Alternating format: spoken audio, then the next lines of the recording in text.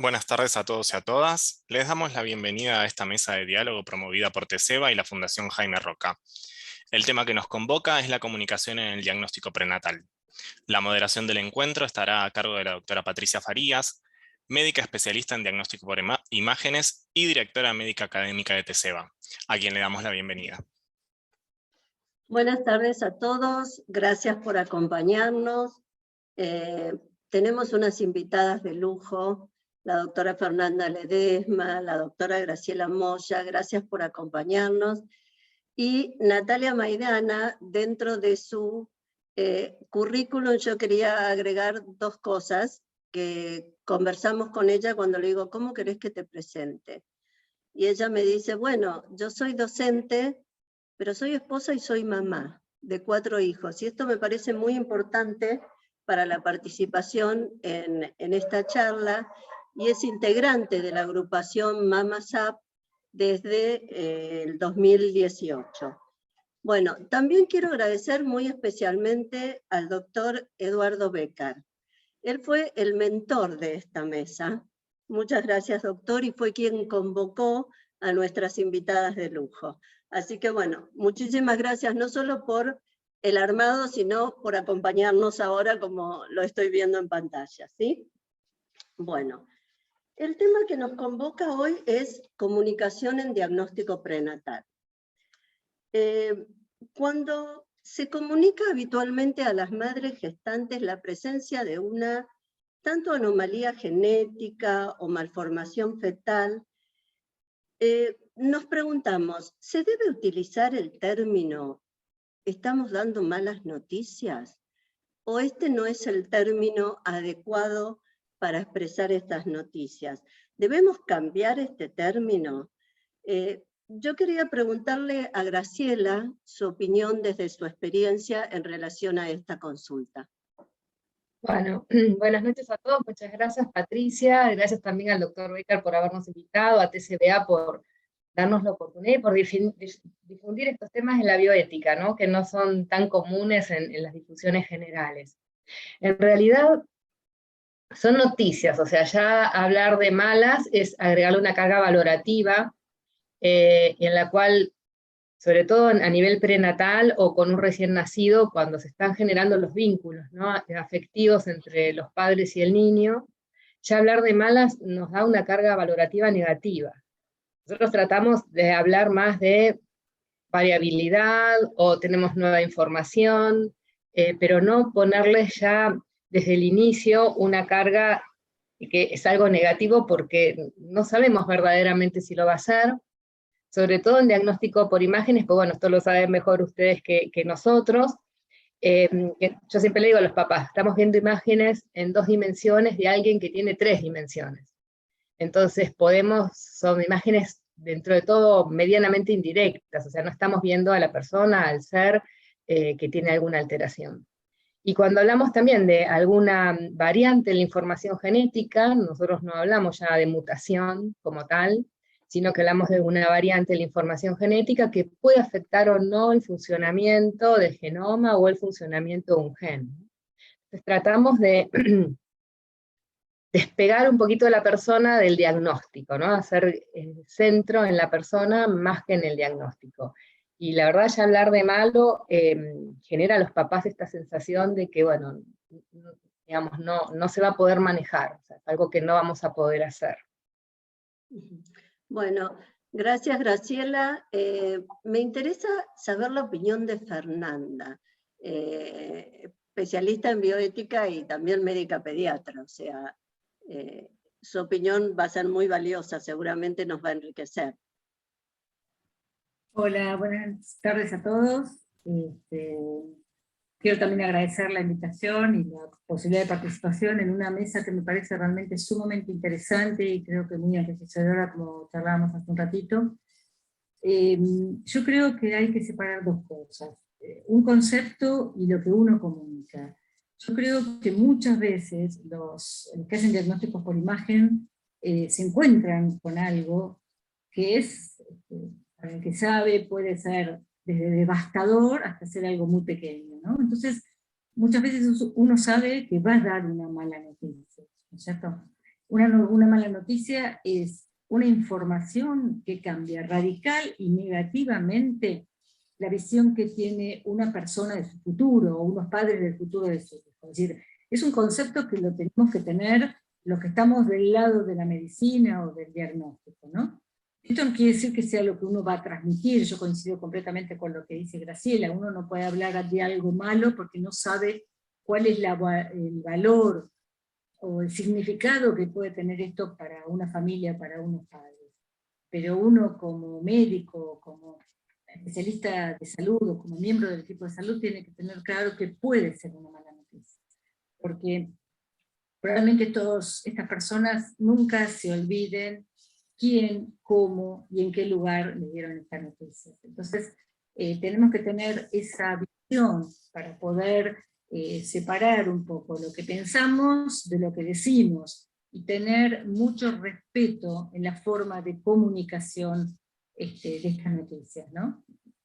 Alguien decía que cuando la persona ve la cara de los que están haciendo las imágenes ya puede decir algo. Entonces, ¿de qué forma uno puede transmitir, comunicar, ser honesto y siempre manteniendo una esperanza, ¿no?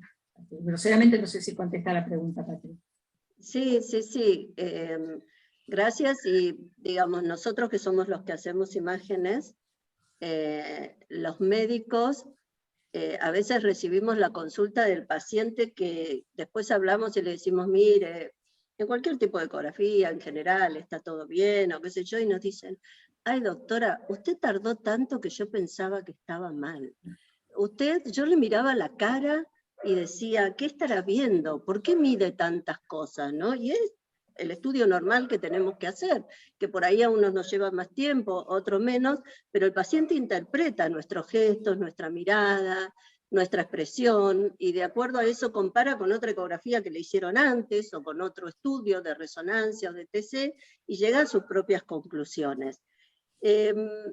Ahora me gustaría que Nati nos exprese un poquito sus vivencias como mamá, como paciente, qué piensa ella de la comunicación, su experiencia. Bien.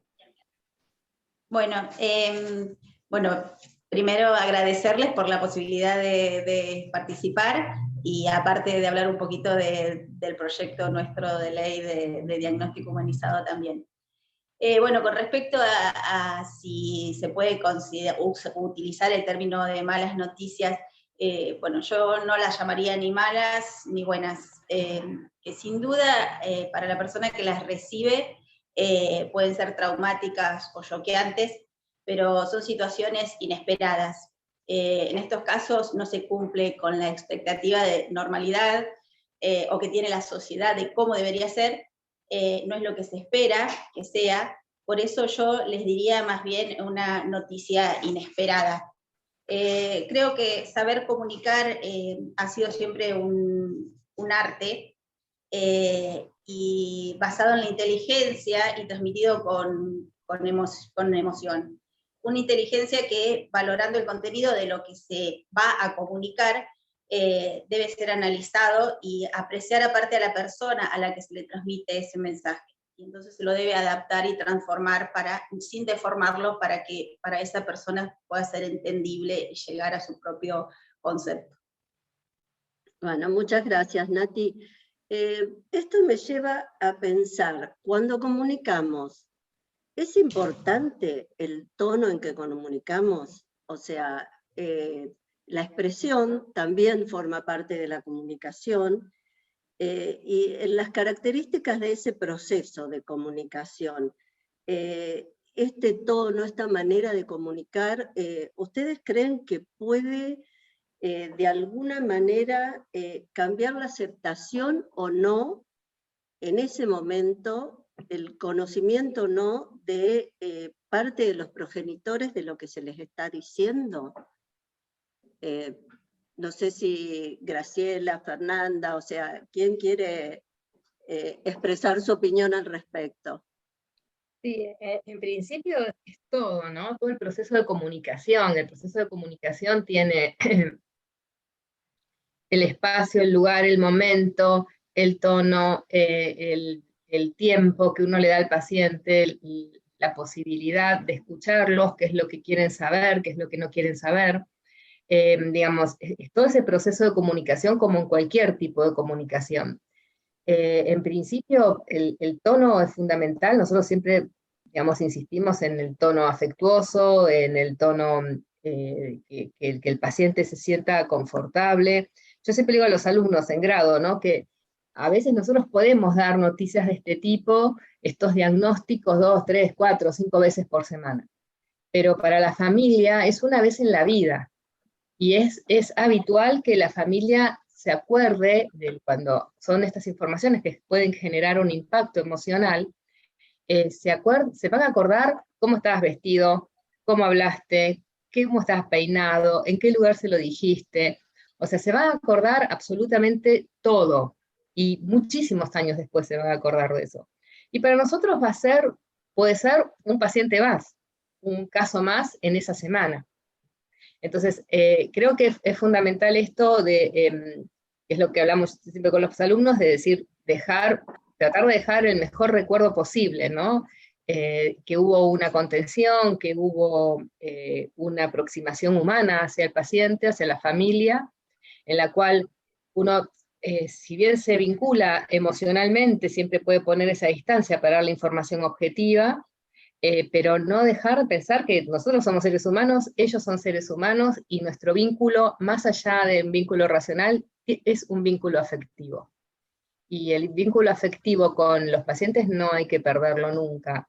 Al menos es como a mí me gustaría también ser tratada como paciente, ¿no? Fernanda, ¿cuál es tu experiencia? Yo rescataría dos conceptos, ¿no? Uno, en primer lugar, que los seres humanos somos animales sociales, por decirlo de alguna forma, ¿no? Y más allá que cada individuo tiene sus propias características diferentes, ¿no? Estamos moldeados por un contexto que tiene que ver con la cultura, con los valores de cada familia, de un grupo social, y esto siempre lo tenemos que tener en cuenta cuando vamos a transmitir o cuando vamos a hablar con un paciente, aunque no transmitamos una noticia, ¿no? Y en segundo lugar, lo que quiero destacar es, más allá que la comunicación es fundamental, ¿no?, entre los seres humanos, es la empatía. Es decir, en situaciones como esta, un poco lo que dijo Graciela, es todos tenemos que pensar en tratar al otro como nos gustaría que nos tratasen a nosotros, ¿no? Y la empatía es ponerse en los zapatos del otro, en el lugar del otro. Entonces pensar en esa familia, cómo está, cómo se siente. La forma de comunicación tiene mucho que ver. Uno diría sentarse, darle a la otra la posibilidad que se siente, porque esto habla de que voy a dedicarle un tiempo, ¿no? Si yo estoy parado es como que estoy apurado, si yo me siento, dedico un tiempo. Mirar a la gente a los ojos, ¿no? No mirar ni de arriba ni de abajo, ni mirar un teléfono, el teléfono de bolsillo o apagado, mirarnos a los ojos, hablar despacio, preguntarle, por ejemplo, a la familia si para ese bebé ya tiene un nombre. Estamos hablando no de diagnóstico prenatal, si ya pensaron un nombre, entonces, ¿cómo la ven a Claudia? ¿Qué pensaron ustedes? Digamos, transmitir esa noticia con la mayor amplitud posible, digamos, dando algunas certezas que se pueden, lo que no se puede, dejar lugar para preguntas, ustedes que quieren saber, que saben, alguien les informó algo antes, ustedes pensaban algo, tuvieron algún contacto previo, es decir, un poco ver qué saben, qué quieren saber, ¿no? Porque esto es un primer encuentro, uno puede abrir el espacio para una serie de encuentros, puede derivar a otro miembro del equipo que continúe con la información, pero no nos olvidemos que el lenguaje corporal, esto es sentarnos, mirarnos a los ojos, que el otro sienta que estamos preocupados y ocupados, y no que estoy pensando cómo irme, mirando el teléfono con los brazos cruzados, moviéndome todo el tiempo. Entonces, digamos, como miembros del equipo de salud o como médicos, tenemos una misión muy importante, que hacer que esta noticia, un poco que lo que dijo Graciela, sea lo menos difícil, porque no puedo decir que sea fácil, lo menos difícil para esta gente, y que puedan sentirse en la libertad de preguntar, que se sientan escuchados, ¿no? Que se sientan que hay un espacio para sus dudas o sus preguntas, y que este espacio no se cierra ahora, ¿no? Sino que se abre para futuras consultas. Bueno, gracias. Nati, ¿qué opinas vos? Bueno, yo te puedo hablar de mi experiencia. Yo digo que yo tuve la experiencia ideal, pero que es un caso en miles, cuando hay que comunicar una condición. Yo, durante la translucencia nucal, bueno, mi obstetra me comunica que había parámetros que estaban fuera de lo normal, y me dice que estaba la posibilidad del síndrome de Down. O sea, mi ecografista era mi obstetra, así que bueno, ella era la que se encargó de comunicarme todo, y me hace realizar otro estudio, el screening, bueno, una extracción de sangre, bueno, ahí me da el 80% de probabilidad de síndrome de Down, y bueno, con esos estudios fui a verla nuevamente, y bueno, ella se sentó, habló con mi marido y conmigo y nos dijo que sí, que era alta la probabilidad de síndrome de Down, nos dice que no era del 100%, como puede dar una punción, que nosotros decidimos no hacerla, pero nos dice que sí era muy alta la probabilidad y que posiblemente nuestro hijo, que en ese momento no sabíamos si era niño o niña, naciera con síndrome de Down. Fue muy cálida. Yo recuerdo todo del momento, como dice Graciela, de ese momento te acordás de todo, porque fue muy trascendental para nosotros ese momento. Recuerdo cómo estaba mi doctora sentada, tranquila, hablándonos, dándonos a nosotros tranquilidad, diciéndonos, no aconsejándonos, pero sí asesorándonos con respecto a la condición que podía llegar a tener nuestro hijo. Nos acompañó así durante todo el embarazo, lo que sí realizando muchos más estudios que lo que se realiza normalmente durante un embarazo, para ver la condición de mi niña. Y luego, en el momento de nacer, Sofía, ella me la puso sobre mi pecho y yo le dije, sí tiene síndrome, y ella me dijo, sí, pero es perfecta. Y esas palabras para mí fueron... yo siempre le digo que ella no sabe lo que significaron esas palabras de sí, pero es perfecta en ese momento. Fueron únicas. Pero como les digo, esto es un caso en miles. En la mayoría de los casos viene acompañada en un tono de como te doy el pésame, o te acompaño el sentimiento, o te estoy dando la peor noticia de tu vida. Entonces, para los papás, lo que te dice un profesional de la salud es palabra santa, digamos, porque el profesional de la salud es el que sabe. Entonces, si el profesional de la salud te lo dice como que te está dando una noticia pésima, vos lo tomás de esa manera. Y eso es lo que te puede llevar a tomar cualquier decisión, digamos, ya sea si te enterás prenatal, puedes tomar la decisión de interrumpir el embarazo, o de no continuar, o puede ponerte en duda muchas cosas. Y si es postnatal, también te puede entrar muchas más dudas de lo que podrías tener si te lo dicen de una buena manera, con buena información, asesorándote, con la información actualizada, como siempre decimos. Entonces pienso que es fundamental el tono en el que el profesional de la salud te comunica un diagnóstico.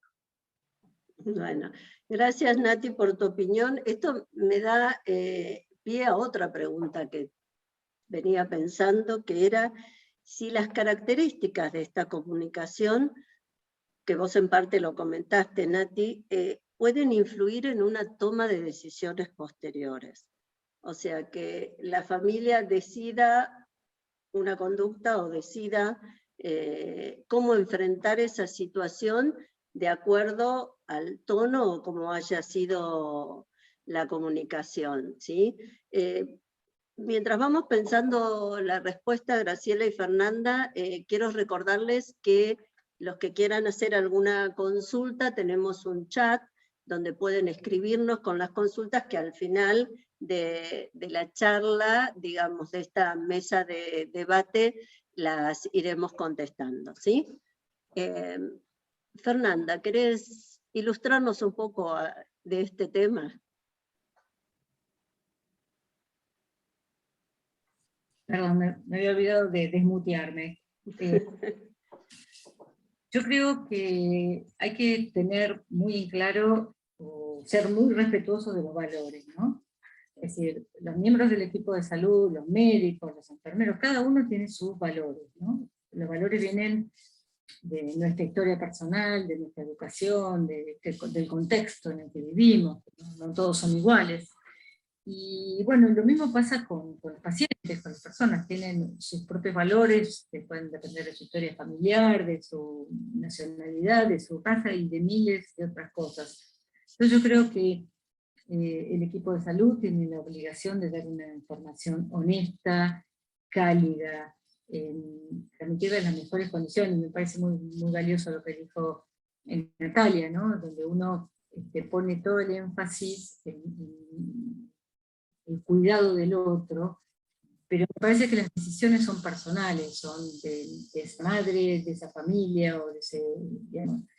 Yo creo que uno no debe inmiscuirse en los valores de los otros, llevándolos a tomar una decisión u otra, ¿no? Yo creo que uno, cuando sobre todo se trata de informaciones que pueden tener tanta importancia en la vida de las personas, uno debe contarles, como dije antes, con empatía, y darles un tiempo para poder pensar que son una pareja juntos, que quieren para ellos, que quieren para su futuro, y poder escucharlos, ¿no? Escucharlos y contestar todas las preguntas que tengan, pero me parece que las decisiones tienen que ver con la autonomía, ¿no? Con la autonomía en esa pareja, en esas personas, y uno tiene que ser respetuoso de la autonomía también.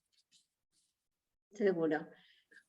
Graciela, ¿querés darnos tu aporte en relación a si las características de nuestra comunicación podrían influir en la toma de decisiones posteriores?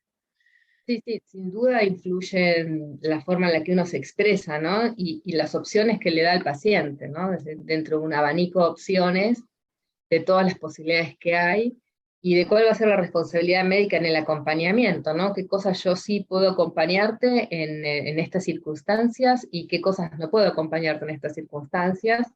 Y bueno, cuando no puedo acompañarte hay otros profesionales que seguramente puedan, ¿no? Pero me parece que es central explicar todas las opciones que tiene la familia.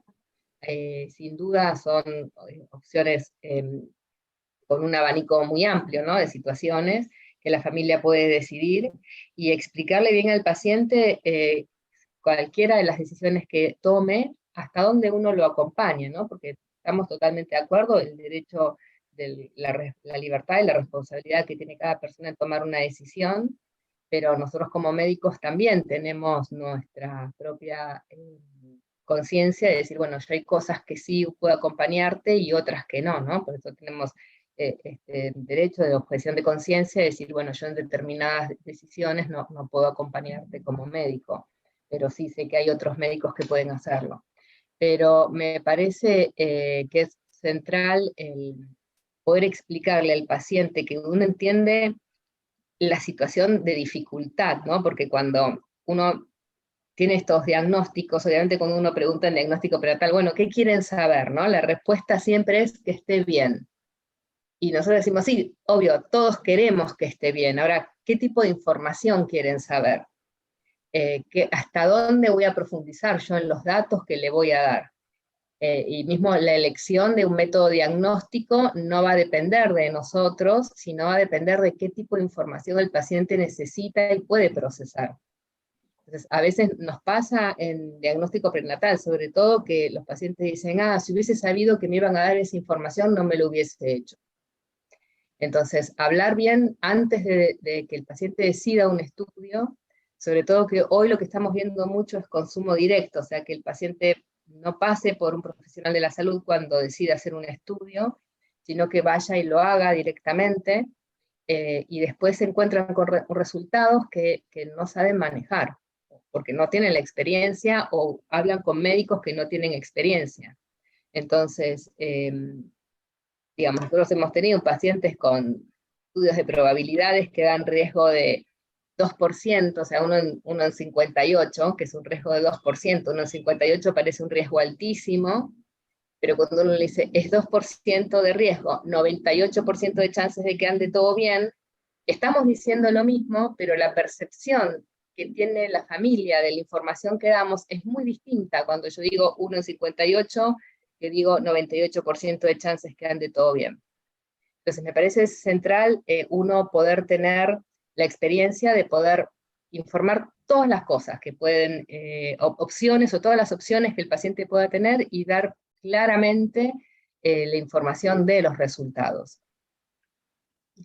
Pero a veces uno se queda en el 1 en 56 y da solo esa información y no da el 98% de que ande todo en orden, está dando la información parcial, no la está dando completa.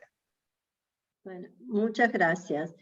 Recién hablábamos un poco del equipo. Sabemos que cuando hay que comunicar estas noticias pueden intervenir distintos profesionales. Hablábamos de la enfermera, el genetista, el obstetra, obviamente, o sea, un grupo de profesionales a lo que después se va a agregar el neonatólogo, o sea, es un grupo importante de profesionales de la salud. ¿Quiénes deberían comunicar dentro de todos los profesionales? ¿Existe esto de, o debería existir, que todos estos profesionales de alguna manera trabajando en grupo, que es lo que siempre queremos, aúnen ideas hacia la comunicación? Eso me parece importante. Y otra consulta es si ustedes creen que es necesario adecuar esa información a cada familia. Cada familia puede ser diferente, puede querer toda la información o una información parcial, puede entender, es necesario la repetición en muchas consultas de características del diagnóstico, es necesario ir agregando más información para que esta información de consulta a consulta se vaya interiorizando, se vaya trabajando, digamos, en cada seno familiar.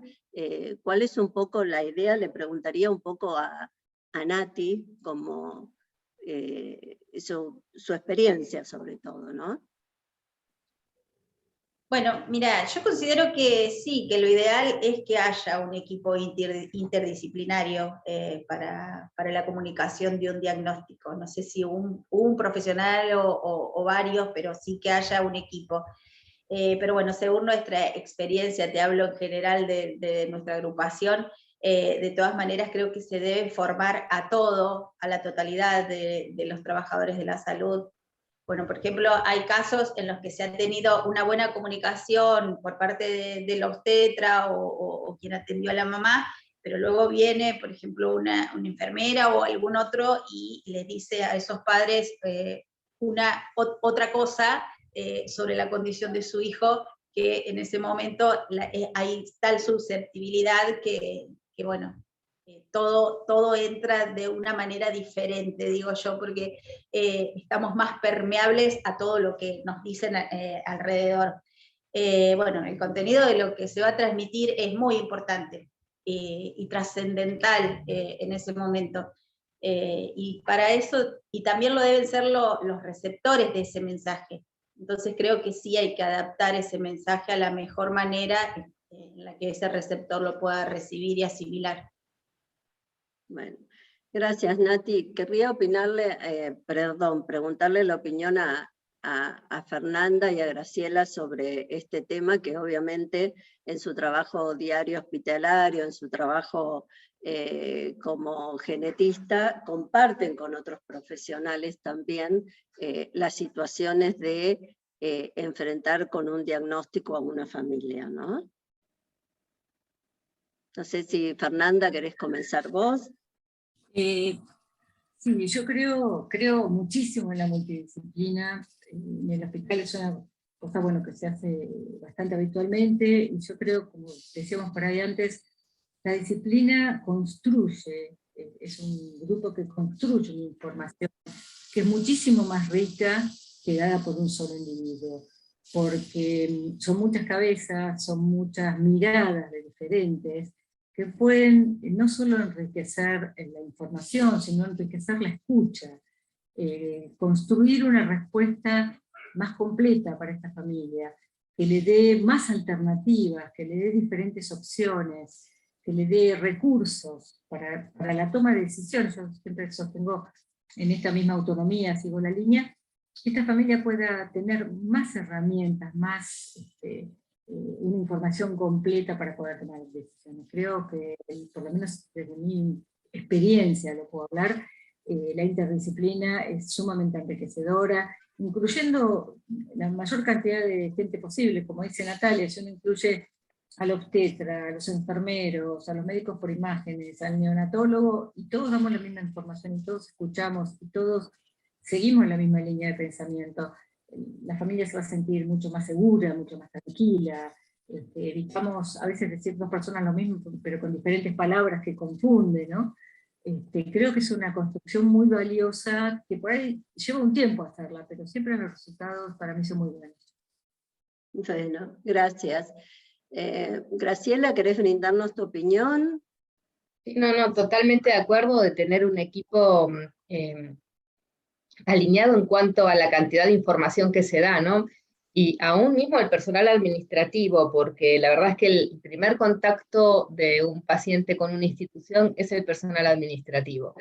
Y también me parece que es central ayudarlos, formarlos, generar procesos de gestión en el cual el personal administrativo sepa hasta dónde, cómo puede, cuándo derivar, cuándo preguntar, porque la verdad da una sensación al paciente de equipo, ¿no? Una sensación de que estamos todos para contenerlos, estamos todos para ayudarlos, desde el personal administrativo, el personal de limpieza, hasta todos los profesionales y hasta el director de la institución, ¿no? Y la parte de gerencia.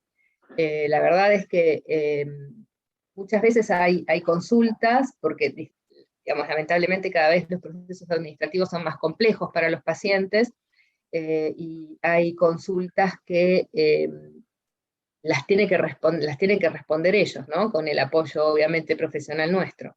Pero me parece que sí, es indispensable el trabajo en equipo, que todo el mundo esté en esa sintonía y que el paciente vea cuando entra a la institución que el equipo se lleva bien, que hay buena voluntad, que hay digamos, un ambiente de trabajo que sea un ambiente de trabajo amable, ¿no?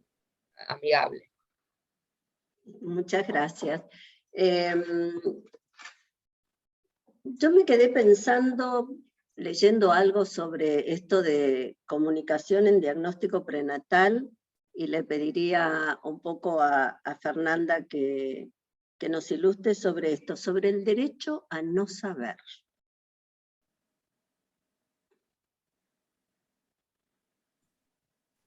Sí, es algo realmente interesante, y no pasa por ahí con mucha frecuencia, ¿no? Por eso yo decía con el tema de cuando uno va dando una información, preguntar qué saben, por ejemplo, de una familia, qué saben, porque a veces está como dijo Natalia, lo imprevisto, lo impensado, la sorpresa, pero también hay familias que tienen antecedentes familiares de alguna enfermedad, de alguna malformación, entonces empezar preguntando, ¿qué saben? ¿Por qué vienen? Entonces, algunos vendrán por rutina, por control, otros vienen por alguna expectativa, entonces de esa forma uno tiene un panorama más claro. ¿Qué saben? Entonces, la primera pregunta. Segundo, ¿qué quieren saber?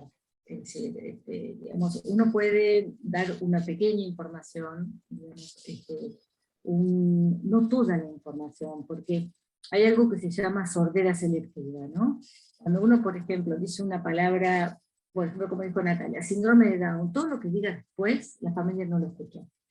Si uno dice una malformación, pongamos, del corazón, lo que diga después no lo escucha, porque está en el impacto de eso. Entonces después se genera como una sordera. Entonces, por ahí, al darle información, tiene que ser progresiva, tiene que ser en etapas, tiene que ser de acuerdo a las familias con las posibilidades que puedan escuchar, comprender, asimilar y hacer preguntas. Entonces esto a veces en una sola consulta no se sabe, pero entonces preguntar, ¿ustedes qué quieren saber? va a haber gente que diga quiero saber todo, va a haber gente que tiene miedo a saber. Entonces, creo que, como vos dijiste al comienzo, Patricia, no hay enfermedades ni pacientes, hay personas, ¿no es cierto? Hay individuos, hay familias. Entonces uno tiene que tener en cuenta cada una de estas familias como si fuera la única, ¿no?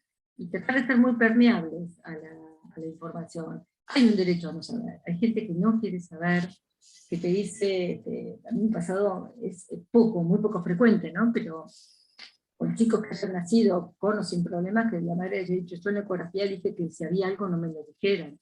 Bueno, es una decisión que también hay que respetar. Uno puede decir está todo, o puede decir, mire, si aparece algo no me lo diga. Bien, quiere que se lo diga al padre, quiere que lo vea con alguna otra persona, no quiere que se lo diga a nadie. Es decir, son todas decisiones, por eso yo hablo mucho de la autonomía. Tienen que ver mucho con los valores de esa familia, de esa persona, de esa historia familiar, y uno tiene que respetarlos, acompañarlos, asegurarles que puede cambiar de opinión. Hoy puede no querer saber, pero por ahí mañana sí. Y que el equipo está dispuesto a recibirle, darle la información en el momento que ellos se sientan preparados, ¿no? No es que es hoy o nunca. Es decir, esto que dijo muy bien Natalia, que me pareció muy valioso, acompañar, ¿no? Mientras haya un equipo que pueda acompañar, vas a ver si esta persona en otro momento quiere saber o nunca va a querer saber, pero son decisiones que hay que respetarlas en todo momento. Nati, ¿tu opinión? Perdón que estaba silenciada. Bueno, mi opinión es que creo que es tan válido como la persona lo necesite en ese momento, a la información que le puede brindar el profesional o no. En nuestro caso, bueno, creo que en las demás patologías que se puedan detectar en un diagnóstico por imágenes, que no sea una condición como en nuestro caso, eso es más válido. Pero bueno, en nuestro caso, como se trata de otra vida, que estamos o gestando o que está por nacer o ha nacido, creo que sí es más importante por ahí saberlo cuando hay un pronóstico de este tipo, por la preparación que pueda tener esa persona al momento del nacimiento. Para mí fue muy importante saberlo durante el embarazo, por ejemplo, porque yo creo que me preparé, hice lo que se le denomina esa especie de duelo que hacemos los papás, que recibimos un hijo con alguna condición. Lo llamamos duelo porque es como que tenemos un shock, lloramos y lleva el tiempo de asimilarlo y todo eso, pero lo hice durante el embarazo. Entonces, no tuve, cuando nació mi hija ya lo había hecho, entonces yo ya estaba preparada para recibirla con su condición, digamos. Entonces, para mí sí fue importante saberlo. Pero bueno, sí sé que, por ejemplo, en nuestra agrupación esto varía mucho entre los familiares, entre las familias que dicen, no, preferí saberlo en el momento del nacimiento, que se dan la mayoría de los casos. La verdad es que son muy pocos los casos en los que se detecta, o al menos en los que el profesional lo comunica. No sabemos si es que a veces lo detectan y no lo comunican, eso no lo tenemos en claro, pero bueno, sí sabemos que hay familias que prefieren saberlo, como yo digo, yo preferí de la manera que me tocó a mí, pero muchas familias dicen no, porque de esa manera tuve un embarazo tranquilo. Bueno, después cuando lo supe, igual tuvieron el shock y el asimilarlo y todo, pero prefieren de esa manera. Yo la verdad es que prefiero la manera en que me tocó, saberlo durante el embarazo. Muchas gracias, Nati. ¿Tu opinión, Graciela? Sí, en eso estamos 100% de acuerdo, ¿no? Hay un derecho del paciente a no saber, que es un derecho que tiene todo el mundo. Igualmente el médico tiene obligación de informar cada vez que el paciente quiera saber. Y la verdad es que a mí me ha pasado hace poco con una paciente adulta, que ella había tenido cáncer, que no podía nombrar un cáncer de mama, no podía nombrar la palabra, y yo le decía, pero ¿y los estudios? Me dice, no, yo los estudios me los hago, se los llevo al médico, el médico los ve, después que lo ve, llego a mi casa, lo rompo y lo tiro, así que no tengo nada guardado.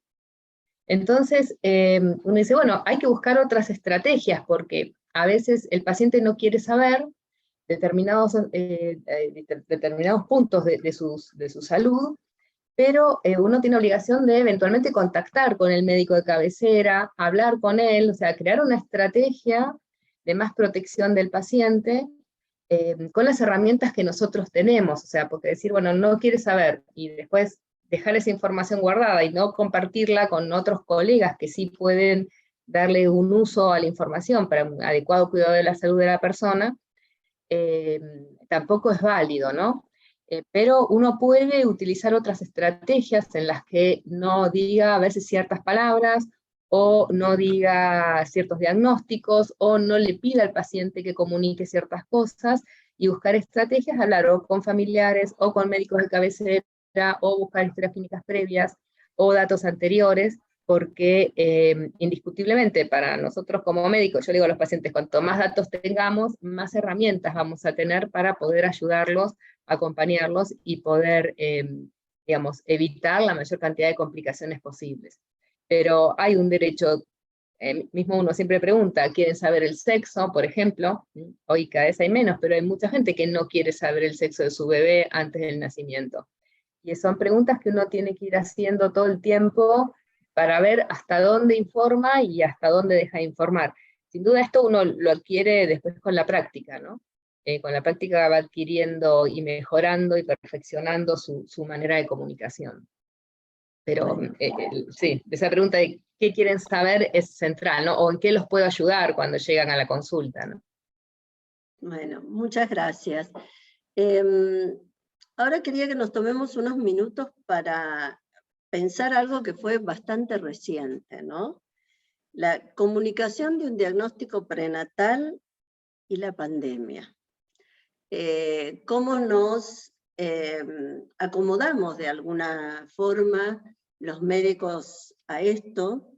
La sensación de los pacientes y el rol de la virtualidad, digamos. Yo puedo decir desde el diagnóstico ecográfico, la sensación de que solo pueda ingresar la mamá al estudio en los primeros momentos, de que podía ser hasta una comunicación de algo adverso como un embarazo que no progresó en los primeros momentos del embarazo y el papá estaba afuera, incluso afuera de la institución, y digamos, uno lo tenía que comunicar en ese momento a la mamá, tenía que contenerlo, no éramos un médico de cabecera y muchas veces ofrecerle la posibilidad de hacer un intercambio virtual también con el papá, ¿no? Era una situación que no la habíamos pensado, creo, y que bueno, nos tuvimos que ayornar a esa situación. Les quería preguntar la experiencia de ustedes, Fernanda, sobre esto. ¿Cómo comunicar esto en la pandemia y con las armas que teníamos, que era la virtualidad en ese momento, ¿no? Yo creo que la pandemia nos puso en evidencia, ¿no? Todos los, digamos, los problemas graves que tienen los seres humanos, ¿no? Creo que como equipos de salud estuvimos muy atados, ¿no? por normativas institucionales, no normativas personales, ¿no? Las instituciones tenían un montón de reglas que uno tenía que cumplir. En realidad las reglas eran para el cuidado de los pacientes, para el cuidado de las personas más vulnerables, como eran los pequeños, los embarazados, los niños, los ancianos, ¿no? Ahora yo creo que esto puso en juego nuestra creatividad, ¿no es cierto? Las situaciones eran realmente dramáticas. Uno tiene que dar una mala noticia o una noticia que no era esperada a una mujer que está sola, que está embarazada, cuyo marido está afuera, o está en su casa, o está... entonces creo que en esos momentos era donde nuestra creatividad, como vos decías, Patricia, por ahí poder integrarlo por medio de la telemedicina. Es decir, yo creo que no se los puede dejar afuera, ¿no? De alguna forma hay que intentar que esa pareja, que ese padre pueda estar de alguna forma, que sea virtualmente, en esa comunicación. Porque esto va a marcar el resto de las vidas, ¿no? Yo creo que mucha gente que no se repone de la pandemia ha tenido que ver con estas cosas, ¿no? La soledad en la toma de decisiones, la soledad en momentos de nacimiento, de malas noticias o de muerte, ¿no? Entonces, creo que esto es una enseñanza para todos los que formamos parte del equipo de salud, que tenemos que ver, digamos, buscar maneras, aunque sea la virtual, aunque no sea la perfecta, la mejor o la menos mala, que vamos a conseguir para que las familias puedan estar de alguna forma juntas en estos momentos tan complicados.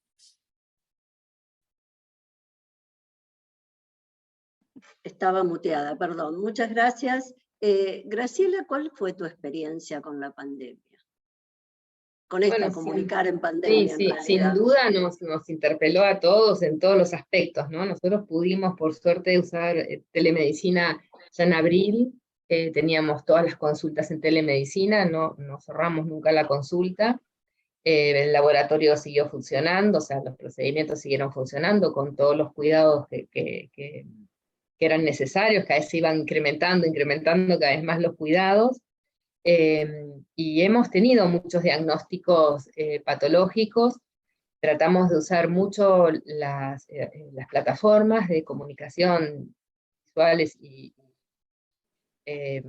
digamos, de comunicación virtual, y el mail. El mail también nos ha ayudado mucho, y la disposición de, digamos, de todo el equipo, ¿no? Por un lado, del personal administrativo, de cuando el paciente manda un mail o manda un WhatsApp, y bueno, pasárselo al médico para que el médico lo vea. Yo he tenido un diagnóstico, hay un caso que fue para mí más emblemático, que tuvimos un bebé con una anomalía cromosómica, que los padres lo llevaron a término, el bebito falleció 15 días después de nacido, más o menos. Pero bueno, hemos transcurrido alrededor de 84 mails, yo los fui contando, y eran a veces 3, 4 mails por día, donde uno los respondíamos, ¿no? Y respondíamos a cualquier hora, o sea, nos pasó también a nosotros como profesionales, sobre todo cuando empezamos al comienzo, que trabajábamos cada uno en su casa, o sea, no había horario, o sea, te llegaba un mail de un paciente a las 8 de la noche, lo contestabas, te llegaba un domingo a las 7 de la tarde y lo contestabas. Entonces, estuvo esa disposición de los profesionales, del personal administrativo, de entender, y bueno, eso fue algo que hablamos bastante, ¿no? Con todo el equipo, de decir, bueno, no tenemos horario hoy, y si alguien no puede responder por cualquier situación, derive la consulta a otro, o sea, en general yo, como tengo la dirección del laboratorio, yo les decía, cualquier cosa me mandan, yo respondo a cualquier hora, o sea, yo he respondido domingo, lunes, a la noche, a la mañana temprano, o sea, hemos dejado abierto el canal de comunicación por mail, es más, hemos abierto mail especiales de teleconsulta, trabajemos ya teleconsulta por emails, y hemos, la verdad, tratado de generar un camino de comunicación que sea lo más rápido posible. O sea, tratamos de que eso ocurriera. Y la verdad, al menos en general, no hemos tenido muchos problemas. Obviamente hay situaciones complejas, ¿no? Para la gente, pero no hemos tenido muchos problemas. Bueno, gracias. Quería preguntarle a Nati, si bien ya vos habías tenido el diagnóstico, había pasado tu embarazo y todas esas cosas, obviamente en 2 años que prácticamente duraron las restricciones, un poco menos, tuviste consultas como mamá, digamos, ¿no? Tuviste consultas en la virtualidad. ¿Cómo se siente eso? Sí, bueno, sí, como decís, yo ya había tenido a Sofi, y Sofi tiene 8 años. Como dice Fernanda, la verdad es que coincido en que fue difícil el tema de la virtualidad en la época de pandemia. A mí más que todo, yo agradezco que Sofi tiene una salud súper, gracias a Dios, se enferma muy poco, entonces me tocó muy poco en lo que es consulta de salud. Lo que sí me tocó más en el tema de virtualidad fue terapias y todo eso, que fue bastante complicado, porque para ella no es lo mismo tener al profesional ahí enfrente e interactuando con ella que verlo a través de una pantalla, entonces se complicaba muchísimo el tema de poder realizar las terapias y todo eso. De los profesionales, la verdad es que se ponía la mejor onda, pero bueno, sí fue complicado, porque no es a lo que uno está acostumbrado. Y bueno, no es lo mismo tener, como digo, el profesional. Bueno, lo mismo pasó, por ejemplo, nosotros tenemos muchos casos en la agrupación en que han recibido el diagnóstico de la condición de su hijo a través de una videollamada o de un mail o de distintas formas durante la pandemia, y la verdad es que no es lo mismo, porque no es el profesional ahí que te está acompañando, que sentís la presencia, que sentís la calidez, que sentís que ves su mirada, o sea, es otra forma, que si bien la verdad es que todos nos tuvimos que acostumbrar a eso, y todavía sigue pasando mucho, creo que no era la manera ideal, pero bueno, fueron las circunstancias que se nos pusieron, y bueno, la verdad es que todos nos tuvimos que acostumbrar. Bueno, muchas gracias. Creo que todos los comentarios que hemos vertido en este tiempo, de Fernanda, Graciela, de Nati, nos llevan a pensar la importancia de la formación médica en la comunicación, ¿no? En esto que venimos hablando durante los minutos previos, ¿no? El médico tiene que aprender a comunicar todo tipo de noticias. ¿Cómo aprendemos? Hay que transmitir experiencia a los que tenemos más años haciendo medicina, pero también, como todo, se puede enseñar, se puede aprender en la universidad, en los hospitales, en varios ámbitos de formación. Primero quería preguntarle la opinión a Graciela al respecto, en un grupo de trabajo, esto de la importancia de aprender a dar estas noticias, ¿no? Sí, sin duda es una competencia que se puede aprender de teórica, práctica. Yo creo que la mejor manera de aprenderla es clínicamente, ¿no? Al pie de la cama del paciente, en la cual el profesional más joven ve al profesional con más experiencia cómo se comunica, ¿no? Pero sí, sin duda es una competencia que hay que enseñar, o sea, hablar aún, pues yo siempre digo, desde una punta hasta otra, ¿no? Con el personal administrativo, de cómo referirse a los pacientes, porque la verdad es la primera entrada, hablar con los profesionales, sobre todo los profesionales jóvenes, que la verdad es que uno ve, menos en mi experiencia en la universidad, es que la gran mayoría tiene deseos de aprender. Y yo a veces le digo a mis alumnos que acompañen a sus abuelos al médico, porque uno aprende como por la positiva y por la negativa, ¿no?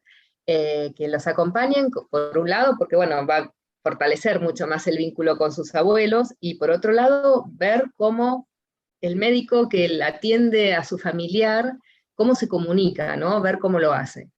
Entonces me parece que es central concientizar la necesidad de que los médicos a nivel de grado y posgrado adquieran esta competencia de comunicación. Y creo que para mí la mejor manera es, aparte de lo que uno pueda leer, es en la práctica, verlo diariamente, cómo se comunican y cómo trabajan este tema de comunicación quienes tienen más experiencia. Bueno, muchas gracias. Fernanda, ¿tu opinión? Sí, yo coincido, creo que los médicos tienen que aprender a comunicarse, ¿no es cierto? Creo que esto, por ejemplo, bioética está en la Universidad de Buenos Aires, está hace 15 años como materia. Creo que a veces no tiene los contenidos suficientes como para darlos, y coincido que comunicación debería ser una materia de pregrado y una materia de posgrado. De pregrado para dar las herramientas básicas, y de posgrado porque creo que ahí es donde hay particularidades. Por ejemplo, no es lo mismo dar una información prenatal que en una terapia intensiva donde se ponen pacientes, o gente que trabaja en atención primaria que probablemente no tenga que dar este tipo de noticias, ¿no? Pero me parece que realmente es muy importante, porque incluso con la mejor buena voluntad del mundo, un médico sin formación puede cometer un grave error, que, digamos, lo que no nos damos cuenta nosotros como médicos, es que toda esta forma de transmitir las noticias va a tener que ver con el duelo. Esto que dijo Natalia también, ¿no es cierto? El duelo no se da solamente en la muerte, se da en un montón de procesos de enfermedad, de malformaciones, de distintos procesos. Entonces, la forma que una familia, que un paciente haga el duelo, va a tener mucho que ver en la forma en que fue notificada toda esta experiencia. Entonces ahí es donde está nuestra responsabilidad, en lograr acompañarlos a que este duelo sea fisiológico o sea patológico. Entonces, por eso considero que la comunicación debería ser sí o sí una materia, ya tengo, de pre y de posgrado en todas las residencias. Gracias. Yo voy a hacer un comentario de que a veces los médicos expresamos que sufrimos cuando tenemos, que nos sentimos incómodos cuando tenemos que dar alguna noticia que no es la esperada, ¿no? Y creo que esta incomodidad tiene que ver con esto, con el no estar preparados, con que no nos hayan enseñado, no hayamos aprendido, no tengamos esa competencia internalizada en nosotros. Quería que Natalia nos cuente sobre el proyecto de ley y el trabajo de ellos en relación a la comunicación más humanizada. Creo que es muy importante que todos estemos al tanto de eso, ¿no? Bueno, paso a contarles un poquito de resumido el proyecto de ley que presentamos junto a nuestra agrupación Mama Hub.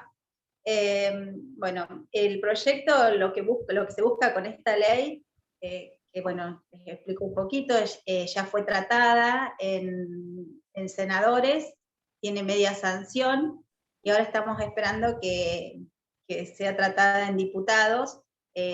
Lo que estamos metiendo un poquito de presión porque no queremos que caduque, así que bueno, el 9 de diciembre del año 2021 fue aprobada con media sanción en senadores. Bueno, entonces les cuento un poquito qué es lo que se busca con esta ley.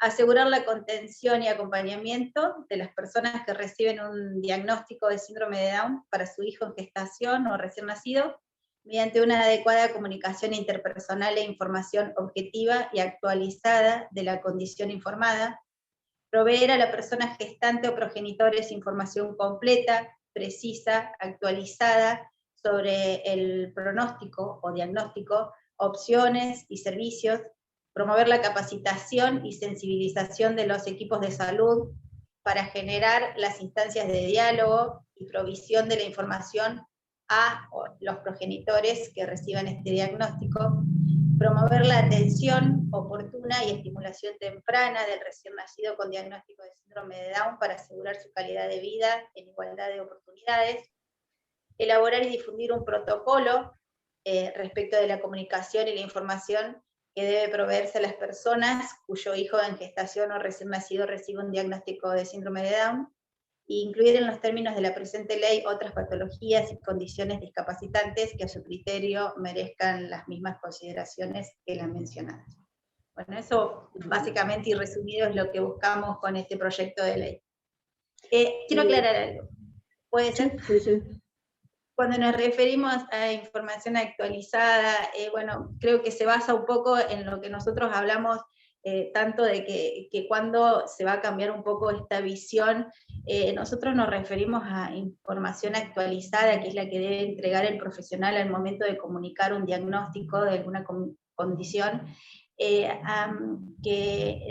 Nosotros, por ejemplo, creo que todos los de nuestra generación, ninguno compartió un banco con un chico con alguna condición, con síndrome de Down, puede ser, o con alguna otra condición discapacitante, o no fue a una pileta o a un club, o no tuvo salidas con una persona con síndrome de Down.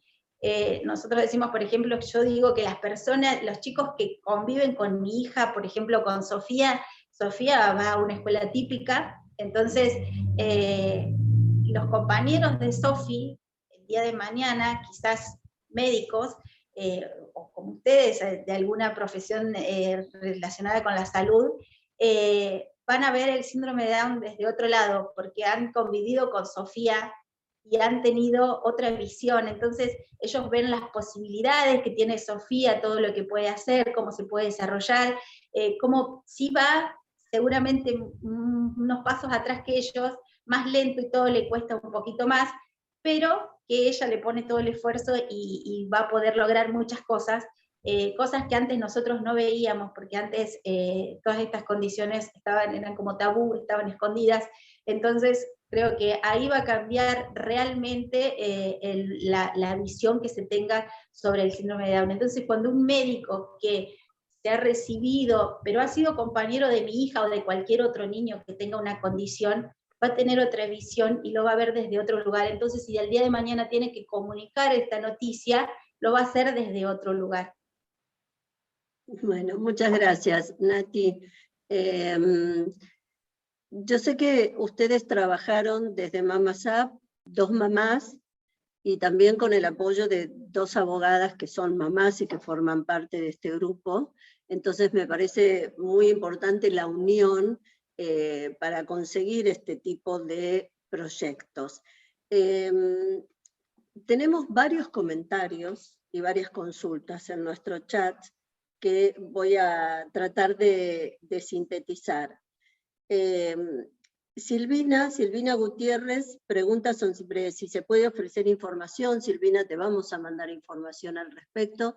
Te pediría que después nos mandes tu mail para, bueno, contactarte con diferentes grupos o mandarte información. Juliana es presidente de la Asociación Civil Creando Huellas, nos está escuchando, y es de Mendoza, ¿no? También es mamá de Bauti, que tiene síndrome de Down y 7 años, y dice que al igual Juliana que Natalia... también ha trabajado con nosotros en el proyecto. Ah, perfecto, bueno. Y que su experiencia, al igual que la tuya, dice que fue muy linda cuando se lo comunicaron, ese acompañamiento de los profesionales, ¿no? Y dice también, comenta que si se puede brindar información, yo les diría que, bueno, que seguramente podemos pasarles un mail de contacto de TESEBA y de la Fundación como para después aunar estas preguntas y brindarles información al respecto, ¿no? Norma Alcántara comenta, digamos, que es maravillosa la expresión de felicidad de Natalia. Hace un comentario al respecto, dice que cuando escucha tu relato, ¿no? Entonces dice que evidentemente esto le hace pensar que la comunicación que recibiste fue correcta. O sea, ¿cómo influiría esta comunicación en el desarrollo posterior, ¿no? Y también destaca el comentario de Fernanda, de hablar de una noticia inesperada, de cómo comunicarlo, de tener en cuenta también creencias y posibilidades de enterarse o no enterarse, y cuándo enterarse de lo que uno quiere, ¿no? Alicia también considera que además de la actitud y la empatía del profesional, hay muchos factores personales, obviamente, que influyen en esto, la situación de la pareja, la familia, ¿no? Que ella considera que no es lo mismo el primer hijo, la edad de la mamá, las posibilidades de tener posteriormente otros hijos.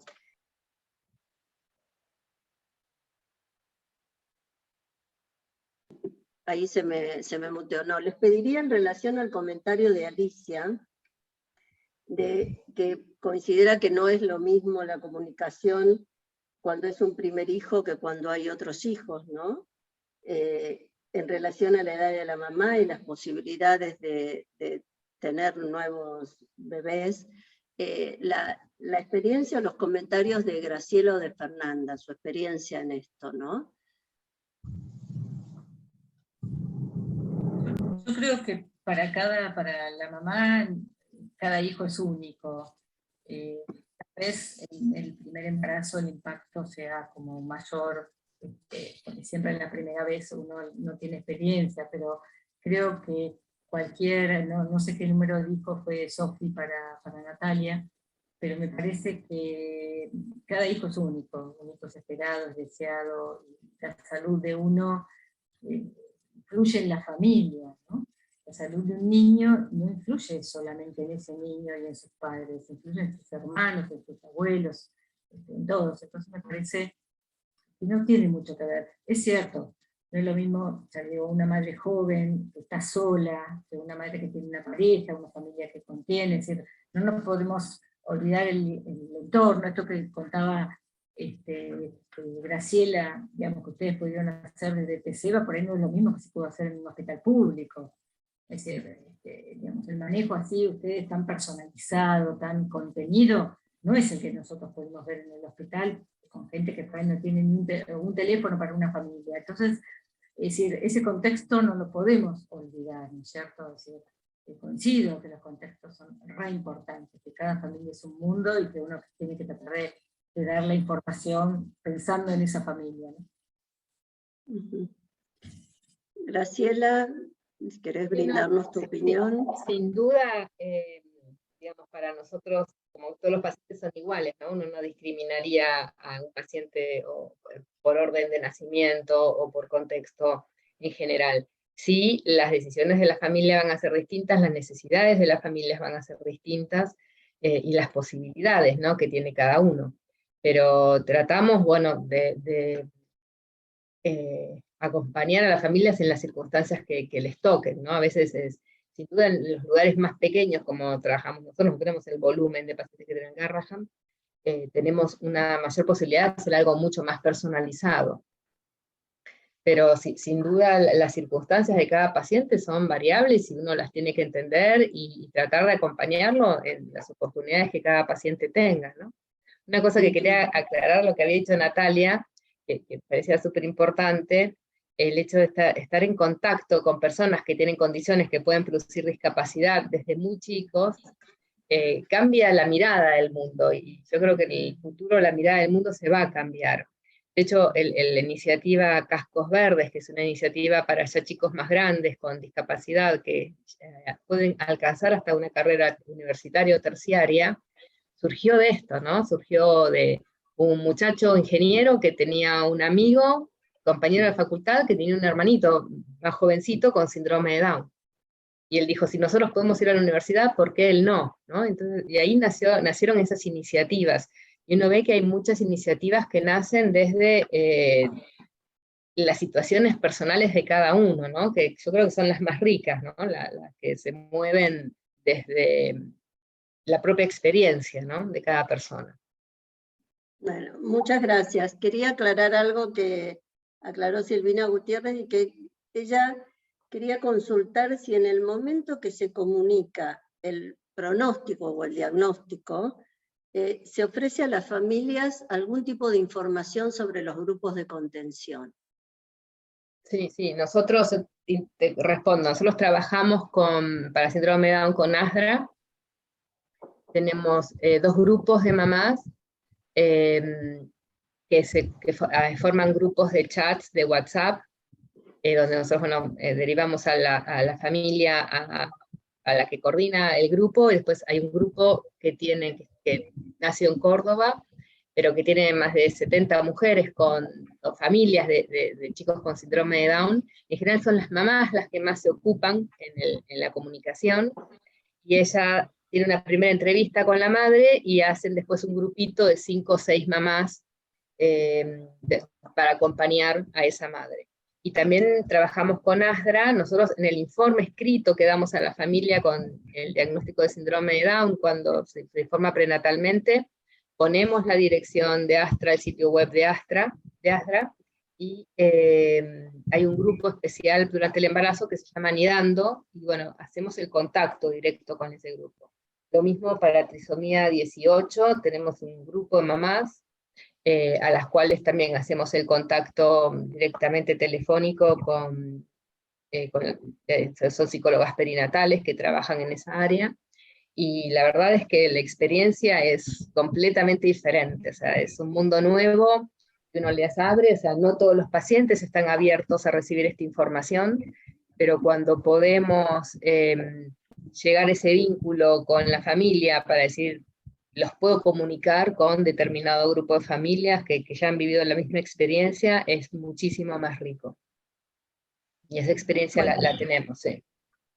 Bueno, Yo puedo gracias. opinar sobre el tema, creo que es sumamente importante, nosotros también lo mencionamos en el proyecto, y yo debo decir que nosotros recibimos a muchas mamás gestantes, y bueno, obviamente que han tenido su hijo recientemente, y para ellos ver por ahí el desarrollo de los demás niños es sumamente importante. Para mí fue muy importante, yo en el momento que nació Sofi, a la semana que voy a llevarla a su pediatra, él me pone en contacto con una mamá. Bueno, nosotros vivíamos en un pueblo muy chiquito, en ese momento no estábamos con ninguna asociación ni nada, y me pone en contacto con una mamá que tenía la nena 6 meses mayor que Sofi, y yo con la primera vez que hablé con esa mamá, la vi tan descontracturada, que desdramatizaba tanto el síndrome de Down, que para mí fue maravilloso conocerla a ella y a su niña, y fue un incentivo más